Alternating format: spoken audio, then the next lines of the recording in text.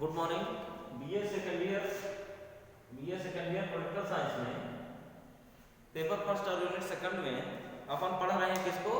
अरस्तु को पढ़ रहे हैं। अरस्तु के विषय में बहुत सारी चीजें हमने देख ली हैं, ठीक है ना। आज अपन देखेंगे अरस्तु के दासता संबंधी विचारों का निष्कर्ष, यानी दासता, दास प्रथा, दास नौकर चाकर जिनको अपन कहते हैं। तो अरस्तु ने दास प्रथा के लिए अपना बहुत ज्यादा सपोर्ट दिया है और अरस्तु दास प्रथा के प्रबल समर्थकों में माने जाते हैं, ठीक है। अब दास क्या होता है? दास का मतलब होता है नौकर या घर में काम करने वाले ऐसे लोग जो अरस्तु के हिसाब से जो कम पढ़े लिखे, अनपढ़ हो, ना पढ़े लिखे हो और बेहद ही निहायत गरीब लोग हों, उनको दास प्रथा के श्रेणी में अरस्तु रखते हैं, ठीक है ना। अब इससे निष्कर्ष क्या निकलता है उस विषय में अपन देख लेते हैं, ठीक है।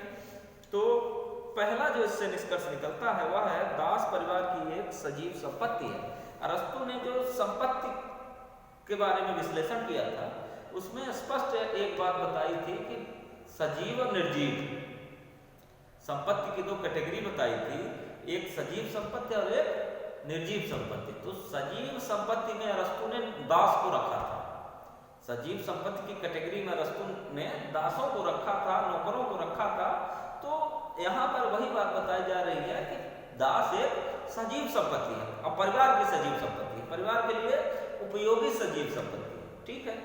फिर दूसरा है दास उत्पादन का साधन नहीं, केवल स्वामी के परिवार के गृह कार्य करता है। यानी दास उत्पादन का साधन नहीं है, दास से कोई प्रोडक्शन नहीं होता। दास स्वामी के लिए यानी कि घर के मालिक के लिए, परिवार के मालिक मुखिया के लिए दास कार्य करेगा, वो भी गृह कार्य करेगा, घर का कार्य करेगा, जैसे खाना पकाना, बर्तन साफ करना, ठीक है ना, कपड़े धोना, ठीक है ना, और सारी घर की सुविधाओं के लिए दासों की आवश्यकता अरस्तु ने बताई, ठीक है। फिर तीसरा है दास का आधार प्राकृतिक गुण है, अर्थात स्वभावतः स्वामी और कुछ स्वभावतः दास होते हैं। यानी कि दास स्वाभाविक है, दास स्वाभाविक माना गया है। दास की कैटेगरी जो है एक प्राकृतिक कैटेगरी मानी गई है कि स्वभाव से ही कुछ लोग दास होते हैं और स्वभाव से ही कुछ लोग स्वामी होते हैं, ऐसा अरस्तु मानते हैं, ठीक है ना। जैसे मूलतः मान लीजिए कि कोई राजा क्या होता है? स्वामी होता है, ठीक है ना, और उसके नौकर चाकर जो क्या है? दास हैं, ठीक है ना, जो घर के कार्य करते हैं। मैं मंत्रियों की बात नहीं कर रहा हूं, मैं दासों की बात कर रहा हूं जो घर के सामान्य नौकर होते हैं। तो नौकर का लड़का, चूंकि यह अरस्तु के काल की बातें हैं, आज के समय की चीजें नहीं, इसलिए आप थोड़ा सा भ्रमित मत होइएगा, भ्रम में नहीं पड़ना है। दास, अरस्तु के टाइम पे दास का विशेष महत्व था और अरस्तु ने जो है तो स्वामी कौन बनेगा? राजा का लड़का या उसके परिवार के सदस्य स्वामी बनेंगे, दास नौकर का लड़का और उसके अगली पीढ़ी। तो स्वभावता इसको प्राकृतिक बताया है अरस्तु ने इस संबंध में स्वभावता जो है तो दास और स्वामी का विश्लेषण किया है और बताया। फिर अगला है अरस्तु कहता है कि श्रेष्ठ व्यक्तियों को निर्दिष्ट व्यक्तियों पर शासन करना ही चाहिए। अब अरस्तु कहता है, अरस्तु का मानना है कि श्रेष्ठ व्यक्ति जो होते हैं, जो बुद्धिमान लोग होते हैं, वो कम बुद्धि वालों पर शासन करेंगे ही और करना चाहिए उनको, ऐसा अरस्तु मानते हैं, ठीक है ना। अरस्तु ऐसा कहते हैं कि जो श्रेष्ठतम बुद्धि वाले लोग हैं, जो उच्च कोटि के बुद्धि वाले लोग हैं, जो परम ज्ञानी हैं, वो मूर्खों पर प्रशासन करेंगे, शासन करेंगे, ऐसा अरस्तु मानते हैं।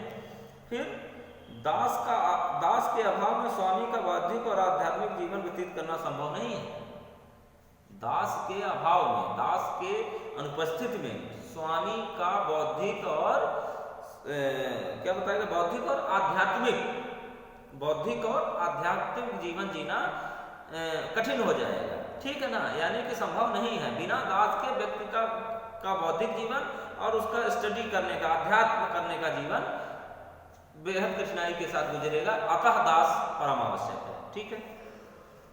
फिर अगला है दास का कल्याण भी स्वामी की सेवा में है, क्योंकि स्वामी के जीवन का दास पर भी प्रभाव पड़ेगा।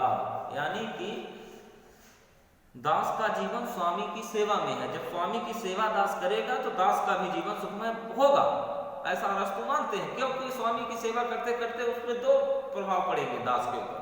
पहला प्रभाव पड़ेगा कि स्वामी का जो रहन सहन है, जो कल्चर, जिस कल्चर में स्वामी रहता है उस कल्चर का, उस संस्कृति का प्रभाव जो है तो दास के ऊपर भी पड़ेगा। ठीक है, और थोड़ा सा आर्थिक भी लाभ उसको मिलेगा, क्योंकि दास का काम एक परिश्रम का काम होता है और हर परिश्रम का एक पारिश्रमिक होता है, कुछ मानदेय होता है, और वो मानदेय दास को प्राप्त होता रहेगा, जिससे उसका भी भरण पोषण होता रहेगा। ऐसा अरस्तु का कथन है। ठीक है, अगला है कानूनी दासता केवल बर्बर जात के लिए है, यूनान जैसी श्रेष्ठ सभ्य जात के लिए नहीं।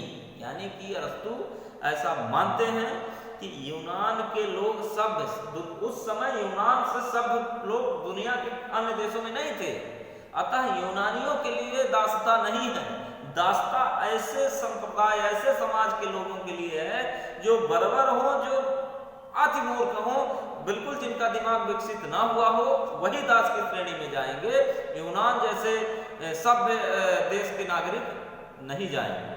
ठीक है, अगला है स्वामी तथा दास में मित्रतापूर्ण संबंध होने चाहिए। यानी कि स्वामी और दास का जो तालमेल है एक मित्र की तरह होना चाहिए, मित्रवत होना चाहिए, यह अरस्तु का कथन है।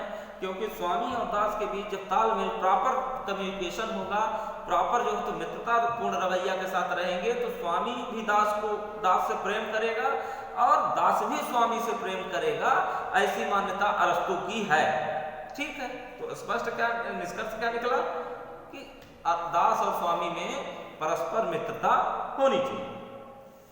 फिर अगला है दास प्रथा ना तो पैतृक है, दास प्रथा ना तो पैतृक है, और साथ ही यदि किसी दास में विवेक जागृत हो जाता है तो उसे स्वतंत्र कर देना चाहिए। बहुत बड़ी बात कही है। दास को प्राकृतिक ना मानते हुए, हालांकि ऊपर के बिंदु में इन्होंने प्राकृतिक माना है, स्वभावतः माना है, स्पष्ट रूप से लिखा हुआ है, लेकिन यहाँ पे अगले पॉइंट में इन्होंने यह कहा है कि दास को प्राकृतिक ना मानते हुए अगर दास की बुद्धि जागृत हो जाती है, दास में बुद्धिमत्ता आ जाती है काम करते करते, तो उसे दासता से स्वतंत्र कर देना चाहिए, उसे मुक्त कर देना चाहिए और उसकी कैटेगरी बदल देनी चाहिए, उसकी श्रेणी बदल देनी चाहिए और उसको स्वामियों की कैटेगरी में रख देना चाहिए, क्योंकि उसकी बुद्धि में बुद्धिमत्ता आ चुकी है और दास श्रेणी में उसको रखना कहीं ना कहीं मानवता के लिए अपराध है। ऐसा अरस्तु ने यहाँ पर बताया। ठीक है, अब अरस्तु के दास प्रथा की आलोचना देख लेते हैं कि अरस्तु ने दास प्रथा तो बताई, लेकिन दास प्रथा की कुछ आलोचनाएं हैं।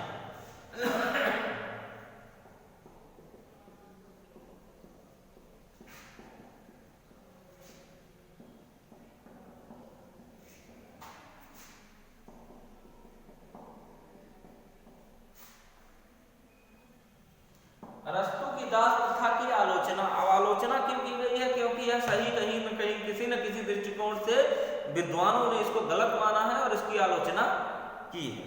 ठीक है, तो क्या है? विवेक के आधार पर स्वामी दास के विभाजन में भी कठिनाई। अब विवेक के आधार पर स्वामी और दास को विभाजित नहीं किया जा सकता, ठीक है ना। आर्थिक आधार पर किया जा सकता है, पर विवेक के आधार पर स्वामी और दास का वर्गीकरण करना कहीं न कहीं अनुचित है, पहला।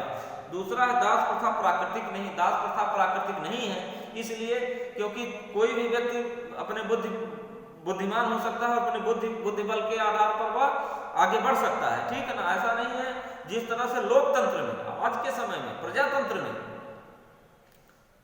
दास प्रथा है ही नहीं, दास प्रथा के लिए कोई जगह ही नहीं, ठीक है।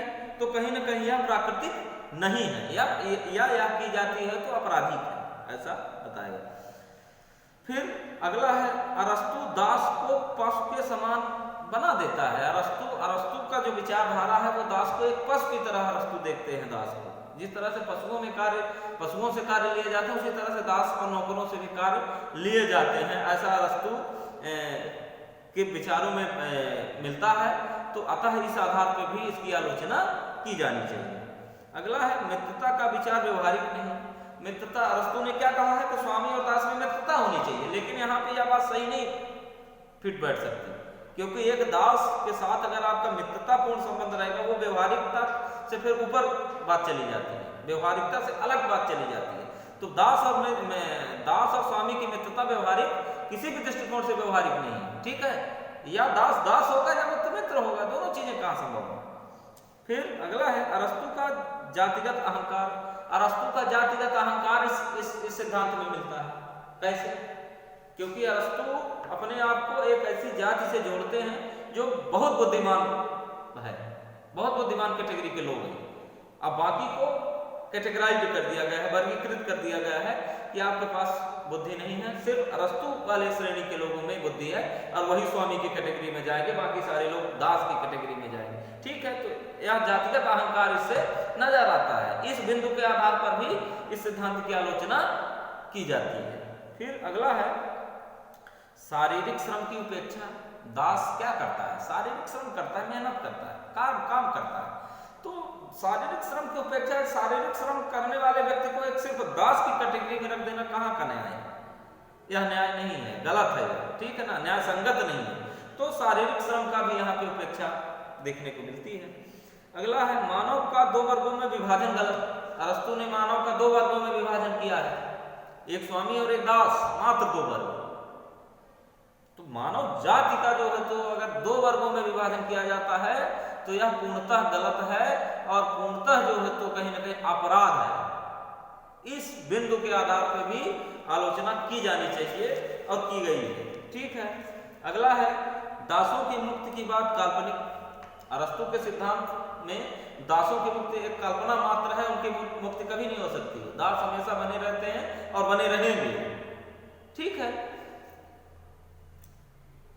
स्त्रियों की दासता, अरस्तु ने स्त्रियों को भी दास ही माना है। स्त्रियों की दासता अरस्तु ने की है, जबकि ये घोर अपराध है, बेहद अन्याय वाली बात है। स्त्रियों और पुरुषों में समानता है, दोनों को समान अधिकार प्राप्त है। आज प्रजातंत्र के टाइम में दोनों को समान अधिकार प्राप्त है, ठीक है ना। लेकिन अरस्तु के समय में स्त्रियों को एक संपत्ति माना जाता था, एक सजीव संपत्ति। जिस तरह से दास एक सजीव संपत्ति थी, उसी तरह से स्त्री भी एक सजीव संपत्ति थी। अरस्तु के टाइम की मैं बात कर रहा हूं, आज के समय की बात नहीं कर रहा, ठीक है। अगला है अरस्तु के दासता संबंधी विचारों की जो है तो घोर आलोचना की जाती है, ठीक है ना। अरस्तु के दासता संबंधी विचारों की घोर आलोचना की जाती है एवं यह बात स्पष्ट है कि अरस्तु ने दास के लिए जो जगह बनाई है, क्योंकि मानव का उन्होंने दो वर्गों में कैटेगरी बना दी है, एक स्वामी वर्ग और एक नौकर चाकर वर्ग, दास वर्ग, ठीक है ना, जो कि पूर्णतः गलत है। अतः इस आधार पे इस सिद्धांत की आलोचना की जाती है, ठीक है। तो अगले कल अपन अरस्तु के कुछ अन्य सिद्धांत पढ़ेंगे, कुछ अन्य विचार पढ़ेंगे। आज के लिए इतना ही, इसको आप लोग देख लीजिए। Thank you.